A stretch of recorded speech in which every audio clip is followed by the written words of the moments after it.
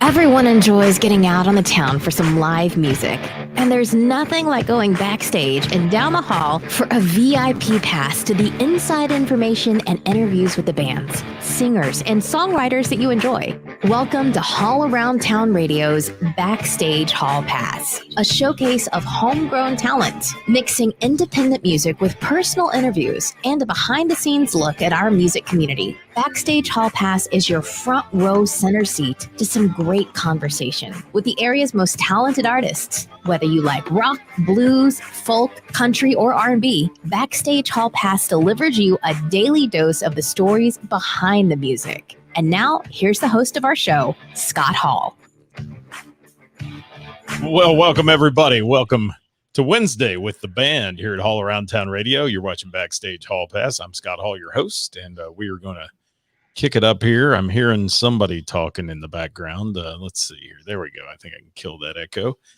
All right, guys, welcome to the program. Hope you're having a great time out there. We are having a great time here on a wet Wednesday.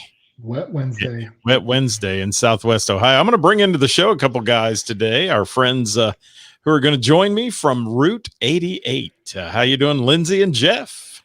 Good afternoon. How are Good to see you?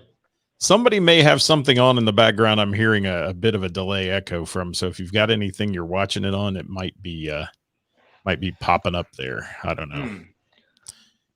Jeff, how are you? Great. How are you doing, Scott? I'm doing well. Lindsay just threw his computer in the floor. So Lindsay's off for the rest of the day. Well, yes.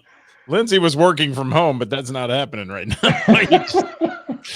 The Mac just hit the floor or whatever it did, but that's all right. Let's get this party started today, guys. I want to welcome you to the broadcast. Jeff, we've done a whole lot together. I've done a show with Lindsay with you. Our podcast is stuck on episode 25. We're still working on it, but we'll be bringing you more of that soon. And saying hi to some guys out there today. Join us. Jay Clark is in the house. How you doing, What's up, Jay Jay? Clark? Hey, Jay. And, he says, I got a couple rock stars on today. There we go. How about that? I like that idea. So what's been going on, fellas? What's happening with you? Nothing. We've just been staying busy, trying to get some new tunes added here and trying to fill up the calendar for the rest of the year, which seems to be slowly but surely filling up. So we're getting things are really starting to pick up and book, and lots of people getting booked, I know, and filling up their calendars, and that's a good thing. And you guys been playing a bit lately, and let's digress a minute. Let's go back to Route 88 and its roots, so to speak, and let's and where you guys all kind of picked up together and started playing. Jeff and I met on a musician's dating site called themissingbeat.com a couple of years ago. Was it a good idea to bring him on here or what? Should be a disclaimer. What's up, guys? Jeff, you can talk about this, Jeff. I mean, we joined a band about 3 years ago. That was some guys that I went to high school with, but Jeff had been singing with them for about 10 years, and they needed a replacement lead guitar player and asked me to join, and Jeff and I met, and it's been love at first sight ever since. What was that site again? I want you to repeat that site again. Just one more time. Themissingbeat.com for lonely musicians. Wow. Missing Beat. That's where you find bass players. That's basically what. I don't know what else to say. So no, the way Route 88 started is Rob and I were in a band. We were in Shadow Life together, and he was the guitarist, and he and I were just talking one day about doing something different that we had never done. And one thing that we talked about was trying to do something with more country music, because we've always been in rock bands. And so he and I started messing around with the idea, and I had gone over to his house, and he'd been doing some recording with a drummer named Dirk. And it was a guy that he's played with for years and years. And so we said, hey, why don't the three of us start something? And so we started Route 88, and we had actually a different bass player at the time. It was a guy named Walt Slade, and he played with us for a while. And then Walt tore his finger, his playing hand. He tore a ligament in his pinky, and he was out. And so Dirk and Rob and I started playing out on our own for a while. Got picked up a few gigs. Then that kind of fell by the wayside, and things got busy with Dirk, and we picked up another drummer. Like what we were talking about earlier, you know, drummers just seem to come and go, right? They do. We picked up another drummer, Mr. Ron Addis, and he was a phenomenal drummer as well. And he played with us for quite a while. And then we decided we needed a bass player. So we actually held auditions, even though I'd played with Lindsey before. He'd always played guitar. And we were looking for somebody to kind of be able to bounce back and forth, and thought it would be interesting to have somebody who could play different instruments. So Rob and Lindsey could swap back and forth, because Rob also plays bass as well. Mhm. And so we auditioned Lindsey, and I gave him about 10 songs, I think, and said, hey, learn these by next week. And he did it. And that's kind of how it went. We're like, all right, here's the test. You know, here's 10 songs. You got a week. And he came in fully prepared, and then started bringing other materials to the table. And here we are today. Got a new drummer after Ron. And we got Kevin Moore. And of course, Rob and Kevin couldn't be with us today, but Kevin is a super drummer, just phenomenal guy. Absolutely. Super laid back, and just, we get together and we have a great time, and it's fun, and that's kind of where we are today. Well, Lindsey, I'm glad you got picked to be in the band, because first of all, your hair is not on point today like Jeff's is.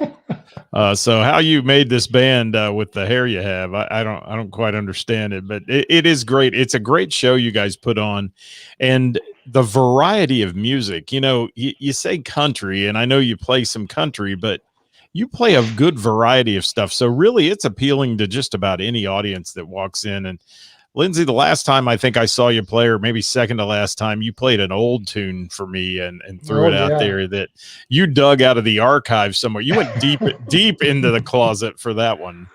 And so it's a variety of stuff. And is that fun to do? I mean, to bounce from a country song to an old rock tune, or it is fun. And we kind of stumble on those things like that song you're talking about, Vehicle by the Ides of March. We were down in the music room one night practicing, and I pulled that album out, and it was like 30 seconds later, we about had that whole song down, and added it. And you know, Jeff, I think we do that quite a bit, where Rob calls it woodshedding, where we'll get a beat or an idea, and we'll start playing something, and then, you know, 2 or 3 tries, we've got it down, then we add it to the list and see how it goes when we play it live. And just, you know, the variety, like I said, just amazes me that you guys can pull this off, and you've branded yourself a bit as a country band, I know, and said, well, you know, that's kind of what we do. But you're really much more than that. And you guys show your rock influences a lot, I think, all of you, and Rob especially too on guitar, man. I mean, he throws some heavy licks in there sometimes. Even on the country songs, he gets a little channels as any inner Eddie Van Halen or something comes out in him, and he jams it. So pretty cool stuff. You know, I say country because that's initially when we started Route 88, that's what we were going for. But I think because we've always been in rock bands and we love rock music so much, that it has morphed into this band of, it's just a musical journey. And that's what I always tell everybody. Yep. That we play everything from Luke Combs to, you know, the Ides of March, to Peter Frampton, to Bon Jovi and Alice in Chains. I mean, we literally do hit just about everything on the map. I mean, the other night I played, what was your favorite song, Lindsey? Hello by Lionel Richie. You know, I mean, pulled stuff like that. Yes. Really? So, I mean, it's just, you never know what we're going to play. And that's really what does make it so fun. And I'm the youngest of the group, but it's fun. Had to throw that out there, didn't you? Oh, yeah. Well, but the thing is they have such a wide taste in music that they've grown up with, that they're giving me some of these songs. Like, I've never really listen to China Grove until one night we just did it at practice, and I said, let's do it. And it goes over great and people love it. And so they get to expose me to things that I would never have ever even thought about playing. Just like I'd throw out a lot of stuff that none of these guys have ever heard, and they're picking it up and playing it, and they love it too. So Yeah. at least in Okay. some way they do. It Jeff. is a good journey. I got to stop you. I had to stop Uh-oh. Jeff for a minute because we have one of the greatest comments that's ever come in on Wednesday with the band right now. And it comes from Scotty Long. He says, from his wife to Jeff, what shampoo and conditioner do you use? Prel. Oh, Prel. my. Oh, It's Prel. it's called REF, some Swedish or something. I don't know what it is. How did I Good know stuff. it would be something that's not like an over-the-counter type stuff? It's, it's got to be special. It It's is bougie. Oh, my. Classifies as bougie. Yes. Jeff Edwards, best hair in rock and roll. He does. All right, guys. I want to talk about your band name. All right. How in the world? First of all, let's throw the brand up there. This is what it looks like. Okay. And it says, take a trip down the music highway. So where did this brand come from? And how did you decide on a name like that? Did it take a while, or was it just like, boom, we have it? It was actually pretty quick. Rob and I were talking about it just early on, and he had mentioned one of his bar buddies. He was, finished running sound one night at a venue, and he was kicking back, having a couple drinks, and the guy was like, "What do you mean you're starting another band? What is this, like the 88th band you've been in?" He's like, "Yeah, pretty much." And so Yes.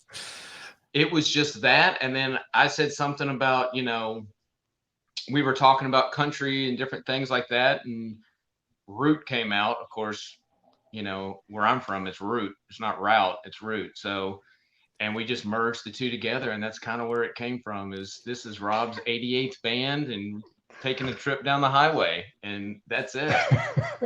Scotty's We're- cracking me up. We are totally off base here on this with this hair thing going on. But Mane and tail. mane and tail. Yes. Oh All yeah. the sound effects. Yes. No, it's the name says it all, and you really do take everybody down a musical journey. I mean, it is and as I said, when I think I've figured out what you guys are doing, you throw something else in there, and it's an interesting twist. But in your own right, you're all excellent musicians, and Thank you. on any given time, Jeff will even if he's not got the fan blowing his hair and all that standing at the mic, he does occasionally pick up a guitar as well and play with you guys. So it's a well-rounded band. It is. Thanks. Thanks for that. And it's Oh, you're fun welcome. because we've been in a number of situations where we've been on stage and someone will come up and say, "Hey, can you play this?" And we've never practiced it before, but we can get through it, especially with Rob's guitar skills. Rob, like you said, is phenomenal. But I don't know how many times we've been like, let's try it and see what happens. Well, the Yeah, rolling- for $100 you'll play anything, won't you? Oh, yeah, absolutely. Yeah, just throw that in the old tip jar. We'll even play the dreaded Freebird. That's the rule, by the way. Oh, You $100 get for Freebird. $100. That's what it costs to play it.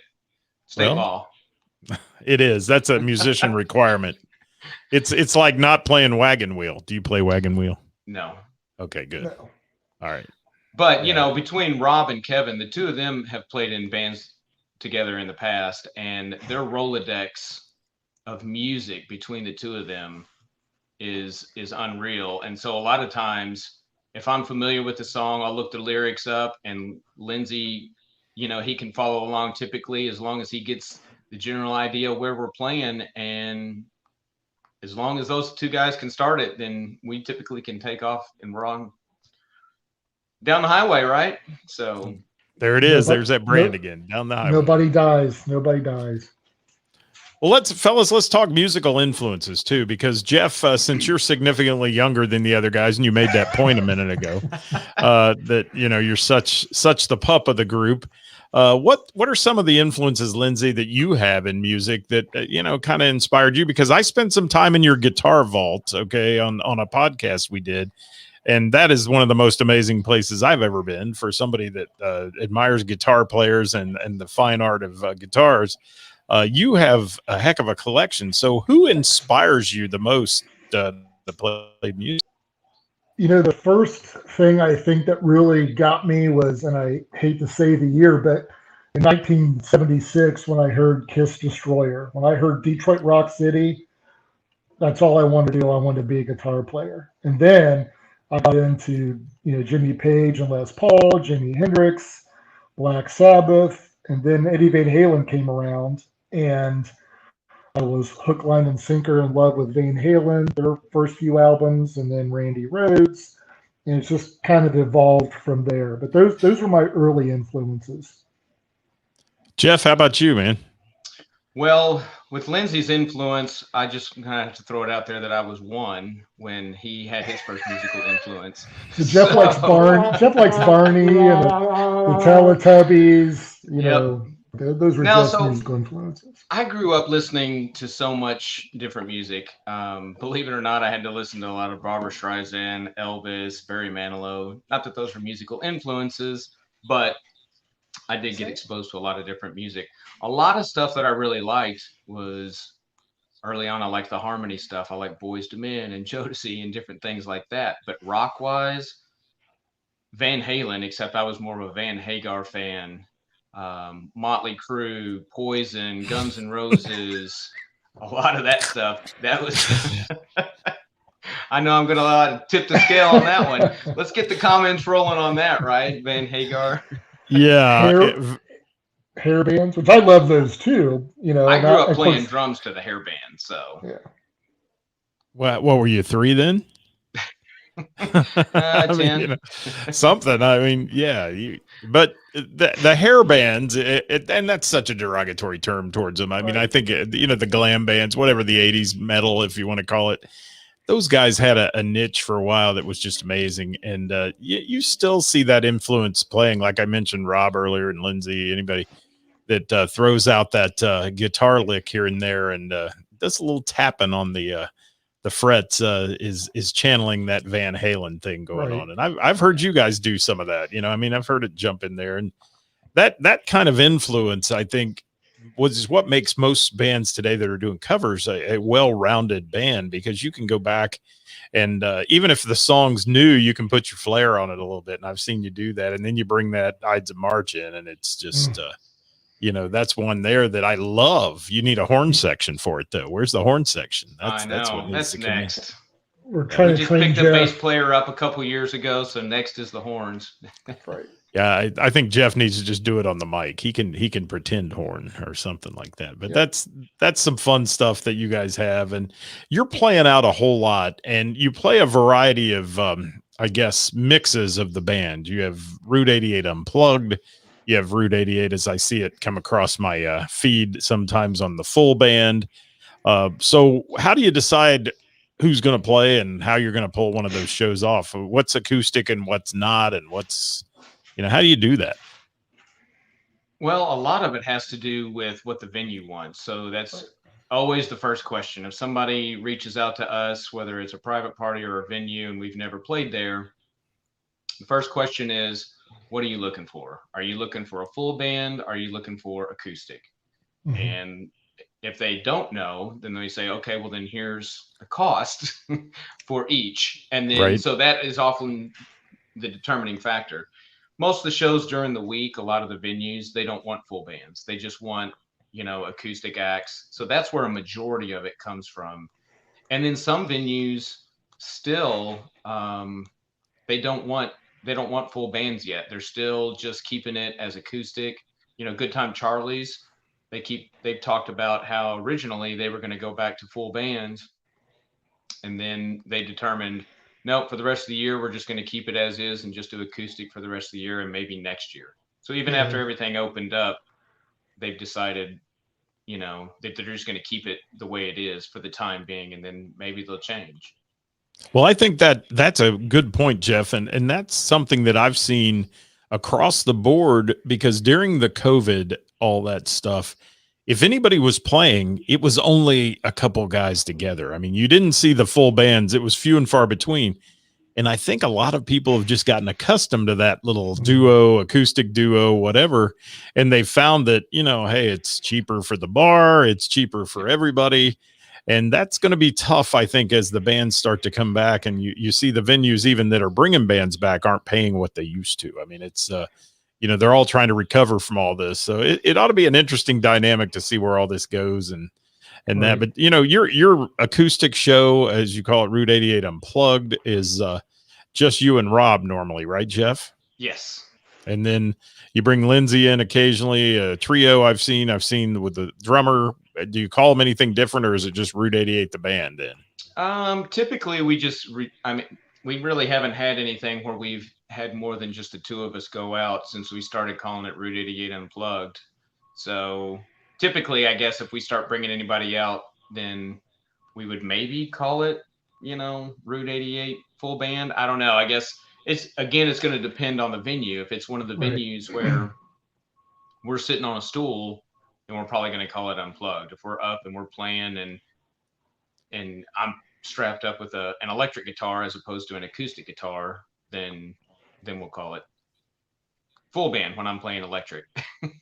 That's typically how I do we it. were fortunate last year. We did a lot of full band shows though too. We were, I think, one of the fortunate bands that got the opportunity to do that last year. Thankfully.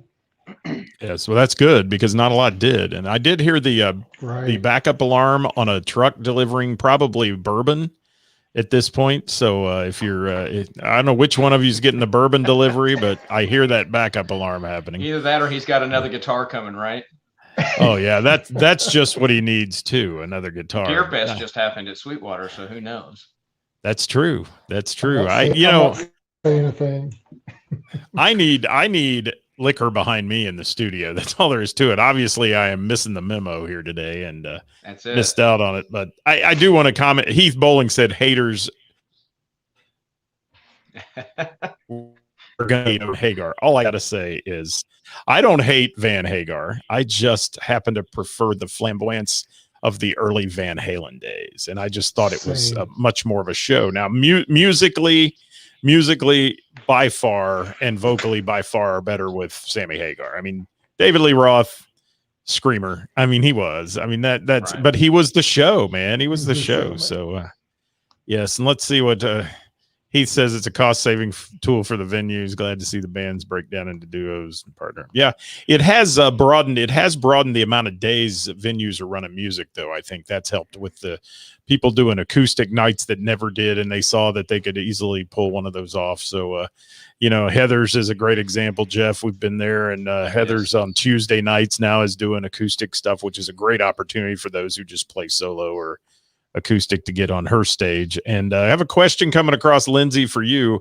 from Jay Clark. How many guitars does Lindsay have? He should have watched our podcast. Right. But obviously Jay, being the superstar he is, probably on the road, didn't have access to it. But maybe Jay Clark could. I think around 65, maybe. Yeah, Jay, it's an amazing vault of guitars. I mean, you have to have a retinal scan to get in, give a blood sample, and then you get in this Tyvek suit and air supply and all that to go in because you're not allowed to breathe on them. I've offered Jay to come over, but he refuses. So I don't know full background check and everything.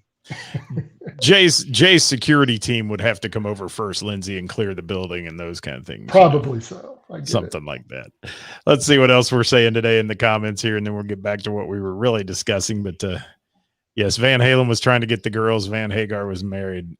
Yeah, that's true. Very true. That's a good way to put it because it got really, and I don't want to talk about Van Halen the whole time, but it got really, really professional and more refined, and it all changed when they brought keyboards in. It did. Yeah. And I mean, that's really where it made the turn. In 1984. There it is. See, Lindsay knows he's there. But back in the day, he was probably wearing spandex pants and playing rock guitar. I bet if we knew the truth, I've got a picture of him in parachute pants. Parachute pants. He still does in some other bands he plays in, yeah. I think.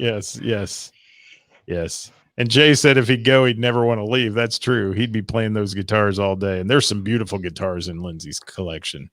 So, fellas, where does the future take Route 88? Where are we going next with this project? Just continuing to press forward and just trying to build up, our fan base and give everybody what they want and what they want to hear. We are a cover band and we know that. And so we just want to play what people enjoy listening to and just try to throw in some surprises for everybody. Right. And do stuff that not everybody's doing. Yeah. So no originals in the making or anything. You're just going to still continue on with the cover band and playing out, or? Well, we've talked about doing some originals and we've started maybe writing a couple. So we'll see. Never say We'll never. see how those come out. Oh, we just dropped a breadcrumb, I think. I think we did. A little breadcrumb. You never know. Stay tuned. You stay very tuned.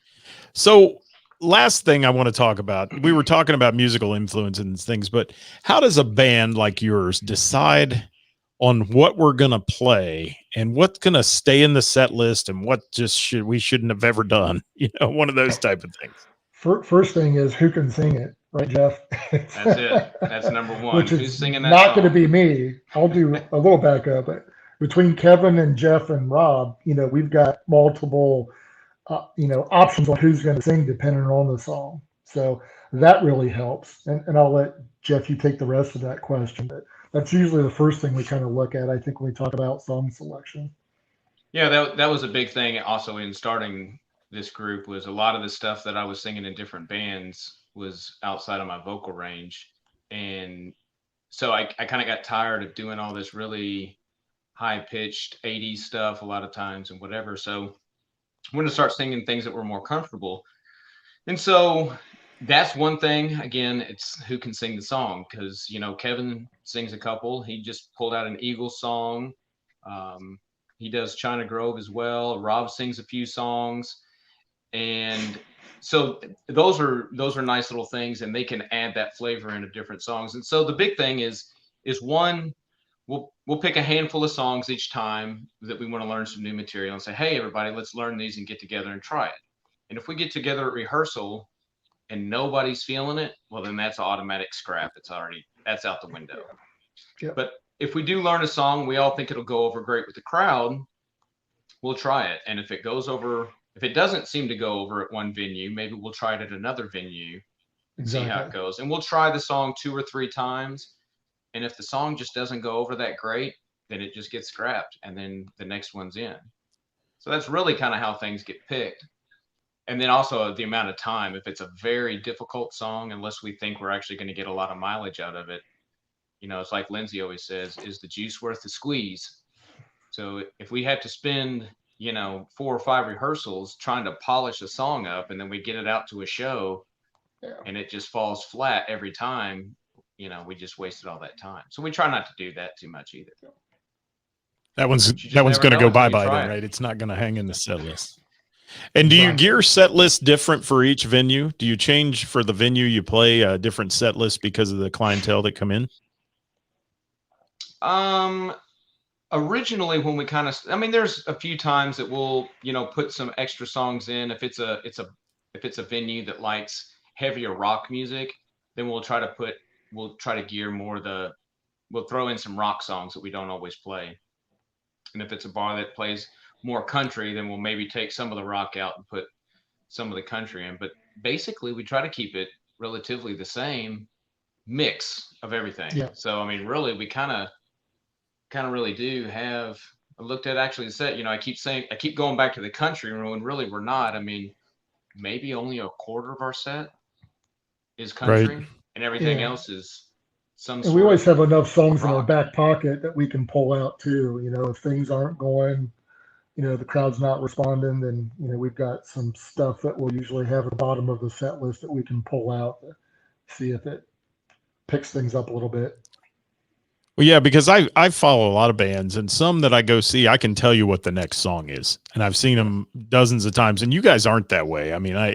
You play some of the same songs I've heard you play, but it might be in the first set, maybe in the second set. The next time I go see it, and you kind of jumble it around a little bit. And I've seen you really change on the fly. That's why I asked that question, because I've watched you watch your audience a little bit, and you just look out and you say, whatever we've done the last couple here just is sitting a little flat tonight. Just people aren't responding, whatever. We need to do something to get them up and moving, and boom, you do it. And now you've captured them back again, because, you know, people are that way. They want to sit around and have a conversation sometimes in some of these places, and other places they're there just for the music. So it's a real two-edged sword you play sometimes, isn't it?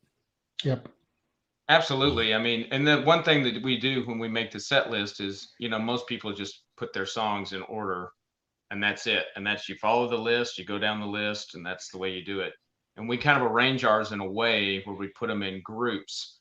So if we see the crowd's up dancing and we're getting ready, normally we would go to a slow song. We'll not play that slow song and jump over here to keep the people on the floor and dancing.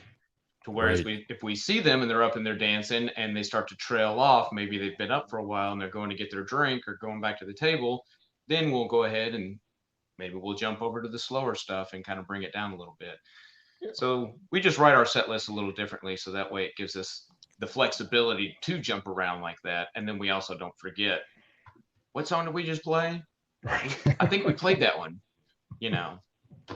So yeah, that can be a problem too, because it all runs together sometimes from night to night or set to set, especially if you play a weekend where you're playing 2 or 3 shows in a row. I think that would be tough to say, did we play that in the first set, or was that last night? Yeah, that's tough. That. So where are you going next? What are you guys playing here coming up? We actually do have an acoustic show. We've actually got this weekend off. Some of us are going to be out of town and enjoying the holidays. And so we're taking this weekend off, and then we're back at it starting the following Saturday at a new venue. It's the Brick House Tap and Tavern up in Huber. That's going to be an acoustic. He still just wants acoustic. I think he's going to start getting back to full band, so hopefully we can get the full band in there. And then after that, we've got some Heather's shows and the Barrel, different things like that. Good deal.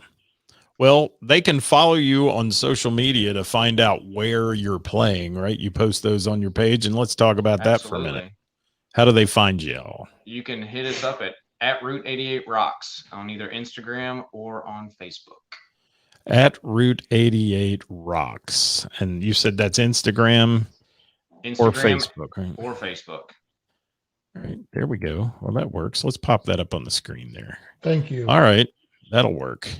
At Route 88 Rocks, guys. So remember that if you look for Route 88, there's a lot of Route 88 things on the internet. I mean, besides just the band and that kind of thing. So check them out at Route 88 Rocks on Facebook and Instagram. You can follow their progress, where they're going.